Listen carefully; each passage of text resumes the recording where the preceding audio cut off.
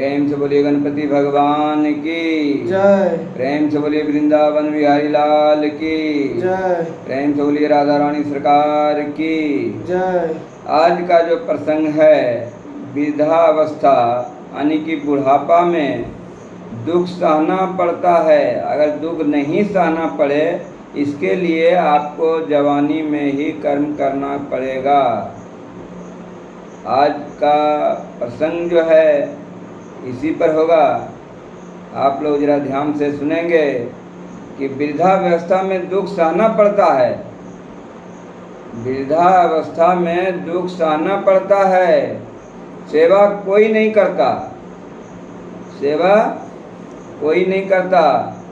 तुम्हारी संतानें तुम्हारी सेवा करेगी। अगर ऐसी आशा है तुमको, तुम्हारी संतानें तुम्हारी सेवा करेगी, अगर ऐसी आशा है तो माता पिता गुरु अतिथि और सूर्य ये चार इस संसार में प्रत्यक्ष देव हैं। कौन कौन है? माता पिता गुरु अतिथि और सूर्य, ये चार इस संसार में प्रत्यक्ष देव है। इसकी सेवा करो, पहले सेवा करो, उसके बाद सेवा पाने की इच्छा रखो। कहता है मनुष्य के पास वृद्धा अवस्था में यानी बुढ़ापा में धन नहीं होगा तो उसकी दशा कुत्ते के जैसी होती है। मनुष्य के पास वृद्धा अवस्था में यानी बुढ़ापा में धन नहीं होगा तो उसकी दशा कुत्ते जैसी होगी। वृद्धा अवस्था में दुखी होने पर भी ममता नहीं छूटती। वृद्धावस्था में यानी बुढ़ापा में दुखी होने पर भी ममता नहीं छूटती। औरों को सुखी करोगे तो सुखी होगे, इसलिए औरों को कभी दुख नहीं देना चाहिए। औरों को दुख देगा तो आपको दुख होकर भोगना पड़ेगा। औरों को सुखी करोगे तो आपको सुखी होंगे। वृद्धावस्था में शरीर के दुर्बल हो जाने पर भी सत्संग और भजन करने से मन और जीव युवा होंगे। कहता है कि वृद्धावस्था में, वृद्धावस्था के शरीर के दुर्बल हो जाने पर भी, बुढ़ापा हो जाने पर भी सत्संग और भजन करने से शरीर तो जवान नहीं होगा लेकिन मन आपको जवान हो जाएंगे, मन और जीव जवान हो जाएंगे। वृद्धावस्था में यह जीव बड़ी सताती है। पाचन शक्ति के ठीक न होने पर भी बार बार खाने की इच्छा होती है। ये बुढ़ापा का लक्षण है कि पाचन शक्ति ना ठीक होने पर भी बार बार खाने की इच्छा होती है। शरीर ठीक रहे तब तक बाजी हाथ में है। शरीर ठीक है तब तक बाजी हाथ में है। इतने में प्रभु को प्रसन्न करोगे तो बेड़ा पार हो जाएगा। बूढ़ा खटिया पर पड़ा है, मल शुद्धि भी सेज पर ही करनी पड़ती है। कुछ पापी लोग को इसी लोक में नरक यातना भुगतनी पड़ती है। मृत्यु के 6 मास पहले जमदूत का स्वरूप में दर्शन होते हैं। कहता है जो पापी लोग होते हैं 6 मास पहले मृत्यु जो है जमदूत आकर के उनको सताती है। 6 मास पहले अति पापी को वृद्धावस्था में जमदूत दिखाई पड़ते हैं। जो अतिशय पापी है उसको वृद्धावस्था में 6 महीना पहले ही जमदूत दिखाई देने लगते हैं कि अब हमको जाना है।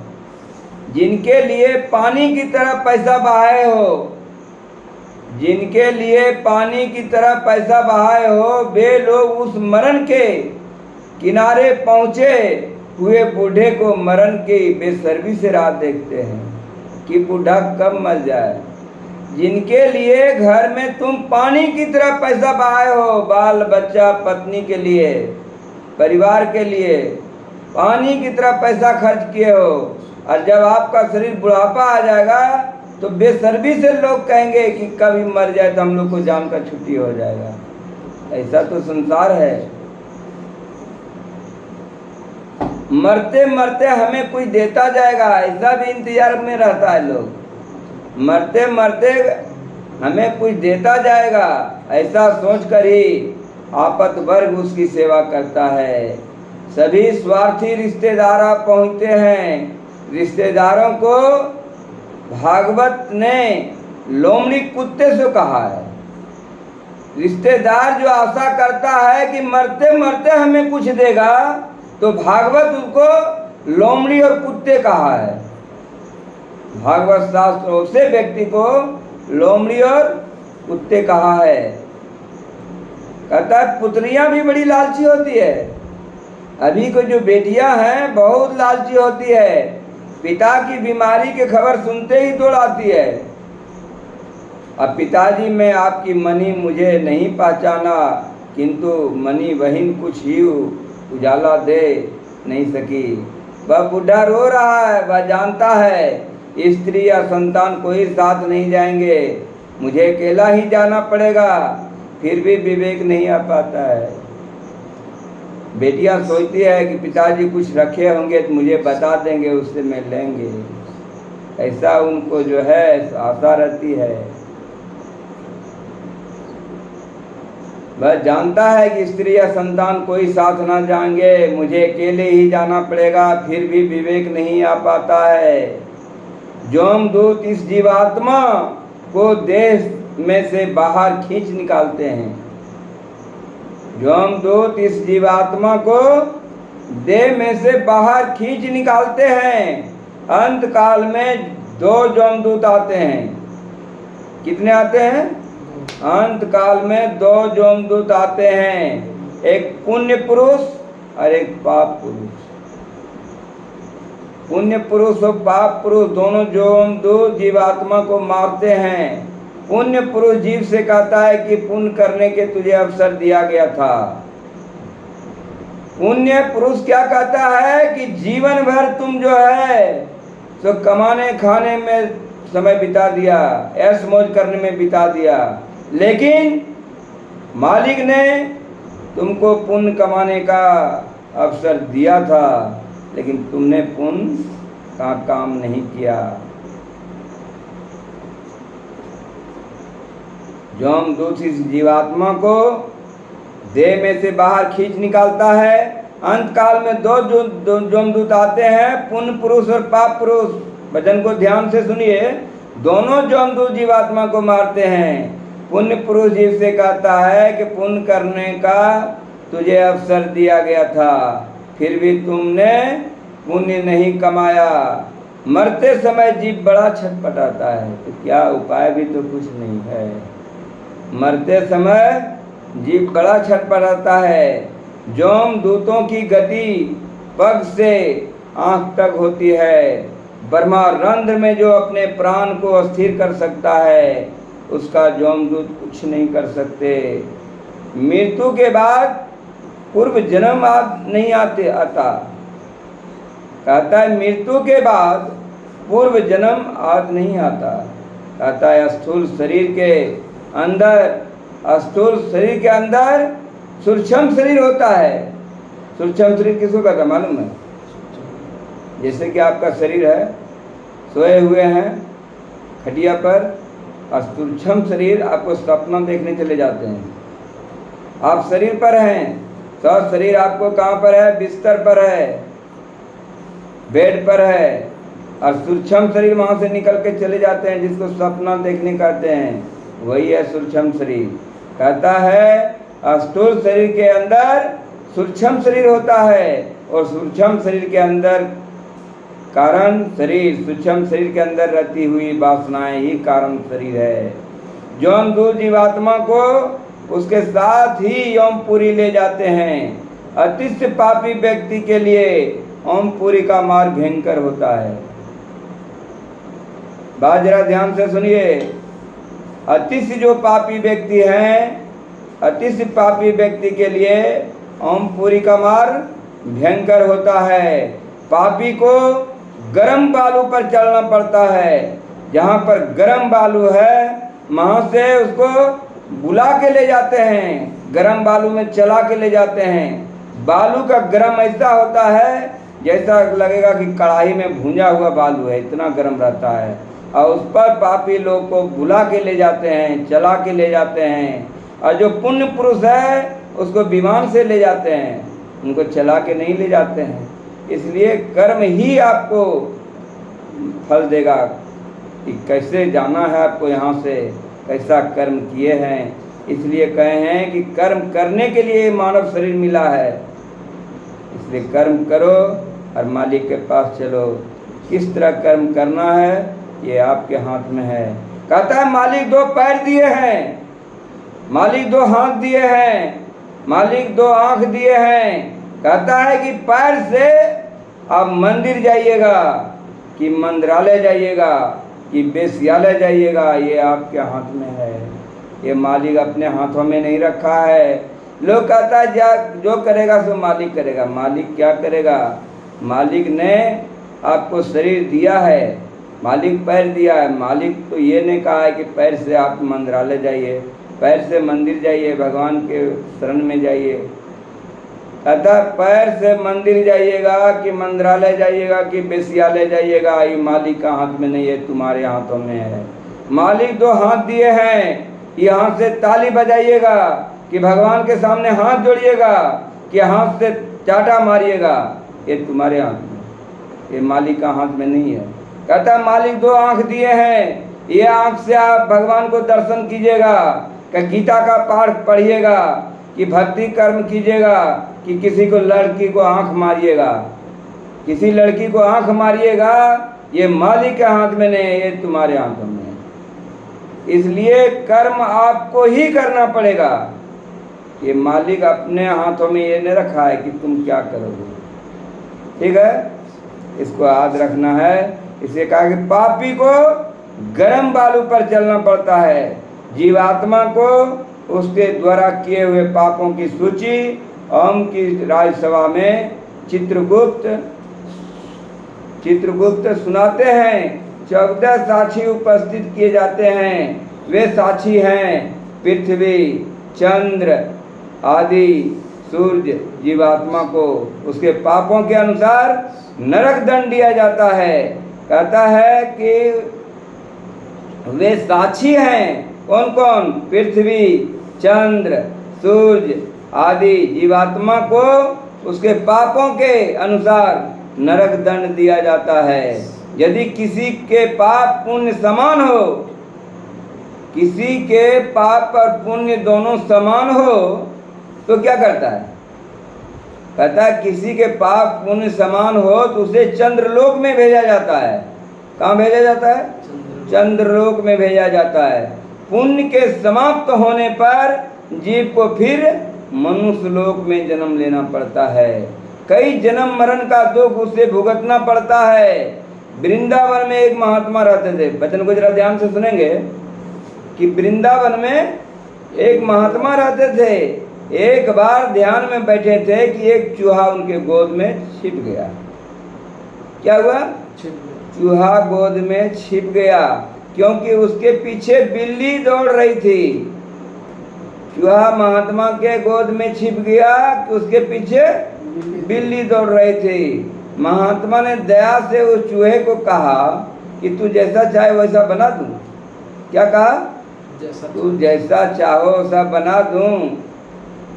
चूहे की बुद्धि भी आखिर कैसी हो सकती है। उसने सोचा कि यदि मैं बिल्ली बन जाऊं तो फिर किसी का और का डर नहीं रहेगा। अगर मैं बिल्ली बन जाऊं तो किसी और का डर नहीं रहेगा। चूहे की मांग पर महात्मा ने उसे बिल्ली बना दिया। बिल्ली बना दिया। एक बार उस बिल्ली को एक कुत्ते ने पीछा किया। उस बिल्ली को एक कुत्ते ने पीछा किया। उसने कुत्ता बनना चाहा, वह कुत्ता हो गया। कुत्ता बनना चाहा, महात्मा ने उसे कुत्ता बना दिया। जंगल में एक बार शेर ने पीछा किया। तो महात्मा ने शेर बनना चाहा कि शेर अगर बन जाऊंगी तो फिर कुत्ता पीछा छोड़ देगा। देखिए कैसा कैसा उसको मैंने बढ़ते जाता है तृष्णा उसको। महात्मा शेर ने बनना चाहा तो महात्मा ने उसे शेर बना दिया। अब उसकी मति भ्रष्ट हो गई। क्या भ्रष्ट हो गई सो सुनिए। और हिंसक वृत्ति जागृत हुई। उसने सोचा कि मैं इस महात्मा को खा जाऊं तो अन्यथा वे कहीं मुझे फिर से चूहा न बना दे। अगर हम महात्मा को खा जाऊंगा तो फिर से मुझे चूहा तो बनना नहीं पड़ेगा, इसे महात्मा को खा के खत्म कर दूंगा।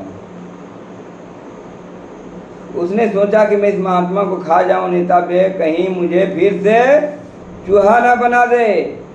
अब महात्मा को खाने के लिए आया तो महात्मा ने कहा कि तू मुझे ही खाना चाहता है। उन्होंने बाघ को फिर चूहा बना दिया। बाघ को फिर चूहा बना दिया। यह कथा केवल चूहा और बिल्ली की नहीं है, यह कथा हमारी भी है। यह जीव कभी चूहा था, बिल्ली था और अब मानव हो गया। यह जीव कभी चूहा था, बिल्ली था और अब मानव हो गया। तो कहने लगा कि मैं ईश्वर को नहीं मानता। क्या कहता है जीव? मैं ईश्वर को नहीं मानता, धर्म मुझे स्वीकार नहीं है। तो भगवान भी सोचते हैं कि अब तू कहाँ जाएगा, मैं तुझे फिर से चूहा और बिल्ली बना दूंगा। इस मनुष्य जीवन में जीव ईश्वर को पहचानने और प्राप्त करने का प्रयत्न नहीं करता है। भजन को जरा ध्यान से सुनेंगे। इस मनुष्य जन्म में जीव जो है ईश्वर को पहचानने और प्राप्त करने का प्रयत्न नहीं करता है। प्रयत्न नहीं करेगा तो उसे फिर से पशु बनना पड़ेगा। ये बात तय रखिए। जो ईश्वर का नहीं पहचानेगा, जो सद्गुरु का नहीं पहचानेगा, जो धर्म को नहीं पहचानेगा, उससे फिर से पशु का जीवन मिलेगा। बात नोट कर लीजिए।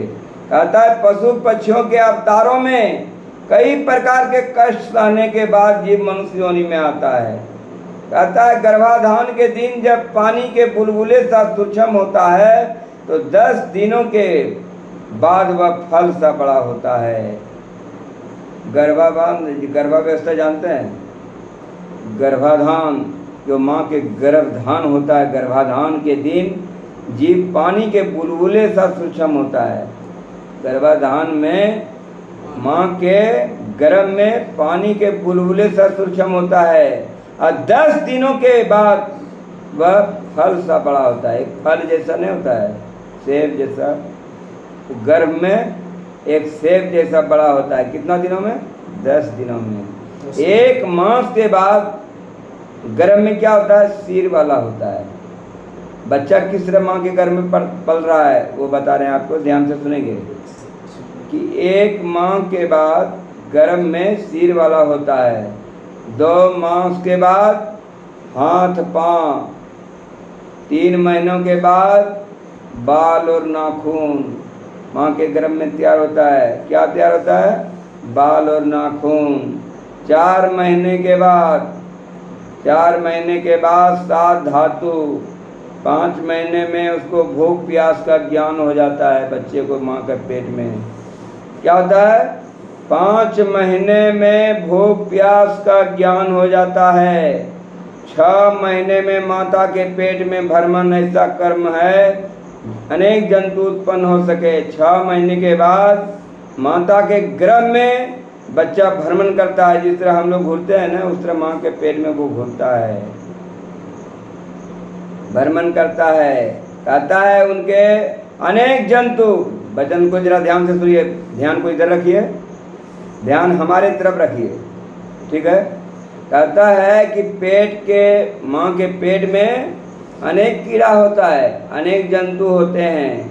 और वो क्या करते हैं जानते हैं? वो क्या करते हैं? अनेक जंतु उत्पन्न हो सके ऐसा जो है 6 महीने के बाद पेट में भ्रमण ऐसा हो कर्म है कि अनेक जंतु उत्पन्न हो सके ऐसा विष्ठा मूत्र से भरे हुए भाग में। माँ के पेट में जैसे विष्ठा यानी पैखाना उसी में है, मूत्र उसी में है, खून उसी में है, यानी इतना गंदा जगह है। कहता है कि ऐसे विष्टा मूत्र से भरे हुए भाग में जीव को रहना पड़ता है। इतना माने गंदा जगह पर जीव को रहना पड़ता है। उसके बाद कितना जीवाणु से काटता है शरीर को। एक पिपरी अगर आगे चढ़ जाएगा तो हम लोग अकबका जाइएगा अभी। अब माँ के पेट में कितना जंतु उसको डंक मारता है।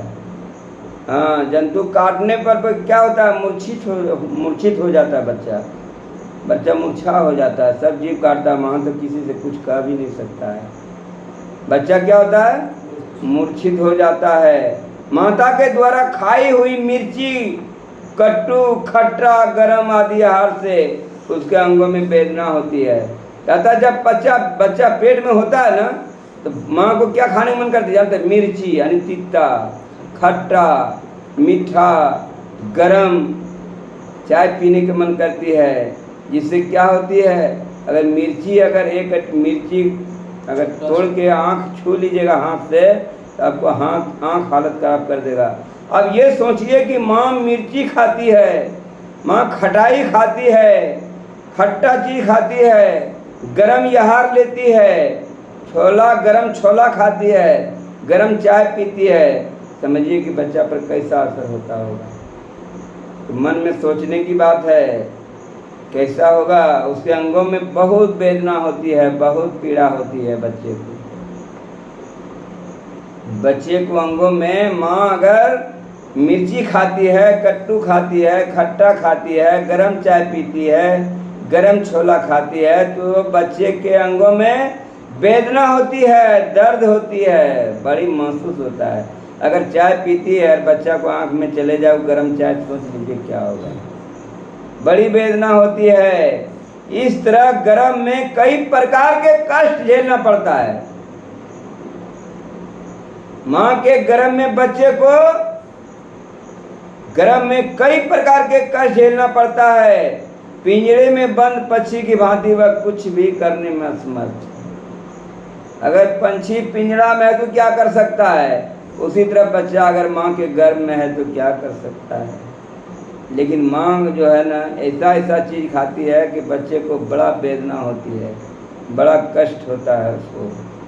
कहता है कि पिंजरे में बंद पक्षी की भांति वह कुछ भी करने में असमर्थ है। कहता है 7वें महीने में जीवात्मा को पूर्व जन्म का ज्ञान होता है कि पहला जन्म में हमने क्या किया था कि इतना कष्ट आज झेल रहे हैं। 7वें महीने में पूर्व जन्म का ज्ञान होता है। वह गर्भ में प्रभु की स्तुति करता है कि नाथ, हे नाथ मुझे बाहर निकालिए, हे ईश्वर, हे हमारे भगवान हमको बाहर निकालो। गर्भावास और नरकवास एक समान है।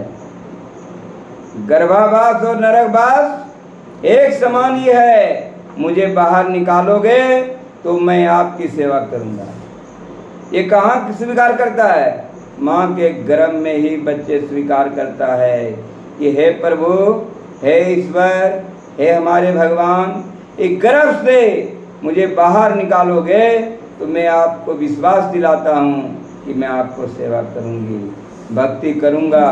गर्भ में जीव ज्ञानी होता है, गर्भ में जीव ज्ञानी होता है। माँ सब कुछ भगवान के सामने कबूल करता है कि मुझे बाहर निकालोगे तो आपके सेवा के सिवाय मुझे संसार में कुछ ना करूँगा। भगवान के आगे अनेक प्रतिज्ञा करता है, भगवान के आगे अनेक प्रतिज्ञा करता है कि मुझे बाहर निकालिए, मैं बड़ा दुखी हूँ। प्रसव होती है ना माँ को, प्रसव के समय पीड़ा के कारण वह पूर्व जन्म का ज्ञान को भूल जाता है। जब प्रसव हो जाती है, बच्चा जन्म ले लेता है, तो पूर्व जन्म का ज्ञान भूल जाता है। जीव अनादि काल से बाल्य व्यवस्था में, यौवन में और वृद्धावस्था में दुख झेलता आया है। जन्म मरण के दुख एक समान भयंकर है। एक जन्म के समय दुख होता है और एक मरण के समय। जन्म के समय भी भयंकर दुख है और मरण के समय भी भयंकर दुख है। कहता है जन्म मरण के दुख एक ही समान भयंकर है। उसका कभी अंत ना हो पाता है। जन्म होते ही माया का स्पर्श हो जाता है, जन्म होते ही माया का स्पर्श हो जाता है। संसार में माया किसी को भी नहीं छोड़ती, संसार में माया किसी को भी नहीं छोड़ती। माँ के गर्भ में कितना कबूल करके आया, अरे यहाँ माया में फंस गया, कभी नहीं छोड़ती। हरे राम राम राम। कहता है जीव एक ही वस्तु से प्रेम करे तो इस पर खुश होते हैं। जीव जो है एक ही वस्तु से प्रेम करे तो इस पर खुश होते हैं। कहता है जीव बाल्य, जब बाल व्यवस्था रहता है ना, जब बाल्य व्यवस्था में जब शिशु रहता है तो माता से प्यार करता है। थोड़ा सा बड़ा होता है तो खिलौना से प्रेम करता है। फिर कुछ और बड़ा होने पर पुस्तक से प्रेम करने लगता है। पुस्तकों से मोह उतरते हैं, उतरते पुस्तकों से मोह जब उतरते उतरते रुपया पैसा से प्रेम करने लगता है। फिर पत्नी से प्रेम करने लगता है। उसके बाद कहता है कि मैं तेरे लिए हजारों रुपये खर्च कर सकता हूँ। बच्चा क्या कहता है पत्नी के लिए जब बड़ा होता है, मैं तेरे लिए हजारों रुपये खर्च कर सकता हूँ। वह पत्नी के इशारे पर नाचने लगता है, वह पत्नी के इशारे पर नाचने लगता है। किंतु पत्नी के प्रेम में भी हमेशा नहीं रहता। 2-4 बच्चे होने पर व्याकुल हो जाता है। संतानों के होने पर पत्नी का मोह घटने लगता है। फिर प्रभु की माया बड़ी विचित्र है। विवाहित भी पहचाता है और अविवाहित भी पहचाता। जो विवाह किया वो भी पहचा रहा है और जो नहीं किया वो भी पहचा रहा। कब जब 2-4-5 बच्चा हो जाता तब। माँ के गर्भ में देखिए क्या कबूल किया था, अब बाहर आने पर देखिए क्या क्या अवस्था हो रहा है। कहता है कि अनेक जन्मों में यह जब इसी तरह भटकता आया है, एक जन्म में नहीं। आज मैंने जो बता रहा हूँ ये आज की बात नहीं, ये अनेक जन्मों में भटकता आ रहा है। भगवान गर्भ में रहते हुए भगवान से कितना प्रतिज्ञा करता है कि प्रभु मुझे ये गर्भ से बाहर निकालिए, ये गुफा से मुझे बाहर निकालिए। माँ कितना कष्ट रहता है बताएं ना आपको अभी हमें कि माँ कितना कष्ट रहता है और बाहर आते आते उसका क्या नतीजा है सो देखिए। कहता है अनेक जन्मों में यह जीव इसी तरह भटकता आया है। अतः कपिल भगवान कहते हैं कि माता अब भी तुम्हें कब तक भटकना है, अपने मन को संसार के विषयों में से हटाकर प्रभु में स्थित करो। क्या कहता है, हे माता हे पिता, इस संसार की माया से मन हटाकर भगवान में प्रभु में मन स्थिर करो। परमात्मा के चरणों का आश्रय ग्रहण करो। परमात्मा के चरणों का आश्रय ग्रहण करके जन्म मरण के चक्र से मुक्त हुआ है। जितना भी मनुष्य मुक्त होना चाहता है, मैं दावे के साथ कह सकता हूँ कि परमात्मा के चरणों में, कृष्ण के चरणों में ग्रहण करके जन्म मरण चक्र से छूट सकता है। अन्यथा कोई उपाय नहीं है। उसी का जीवन सफल हुआ जिसने परमात्मा को अपना माना, परमात्मा में मन जो सिधारा, परमात्मा से मन जो प्रभु से जोड़ लिया, उसी का मन सफल हुआ। कहता है माता को उपदेश देकर कपिल भगवान वहाँ से चलने लगे कि माता जी से आज्ञा मांग ली जाने के लिए। कपिल भगवान कलकत्ता के समीप संगम तीर्थ पर आए। आज भी उनके महादर्शन होते हैं। समुद्र ने कपिल नारायण का स्वागत किया। माता देवहूति सरस्वती के किनारे जा विराजी, स्नान करती है, ध्यान करती है। अतः मन की शुद्धि होती है। मन को नारायण का चिंतन करते करते मुक्ति मिल गई। किसका चिंतन किया?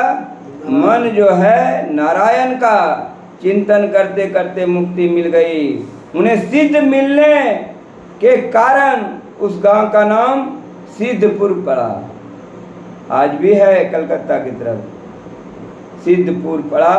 देवहूति के उद्धार होने का कारण उसका दूसरा नाम मातृगया भी पड़ गया। मातृगया भी पड़ गया। इस कपिल गीता को सुनने से श्रोता भक्ताओं को अनेक पाप नष्ट हो जाते हैं। बात जरा ध्यान से सुनिए कि इस कपिल गीता को सुनने से, जो मैंने अभी आपको सुना रहा हूँ, इस कपिल गीता को सुनने से श्रोता भक्ताओं को अनेक पाप नष्ट हो जाते हैं। अनेक प्रकार के कर्म, यज्ञ, दान, तप, वेदाध्ययन, वेद विचार, मन, इंद्रियों का संयम, कर्म त्याग, अनेक प्रकार का योगाभ्यास, भक्ति योग, प्रवृत्ति मार्ग और निर्वृत्ति मार्ग और सकाम और निष्काम धर्म, आत्म तत्व का ज्ञान तथा दृढ़ वैराग, इन सभी साधनों का सगुण निर्गुण रूप परमात्मा की प्राप्ति की जाती है। इन सभी मार्गों से प्राप्त करने का तत्व एक ही परमात्मा है। इन वीडियो को आपको सही लगे देखने में, आप लाइक कीजिए, सब्सक्राइब कीजिए। हरे राम राम राम हरे हरे, हरे कृष्ण कृष्ण कृष्ण हरे हरे, हरे राम राम राम हरे हरे, हरे कृष्ण कृष्ण हरे हरे। प्रेम से बोले वृंदावन बिहारी लाल की जय।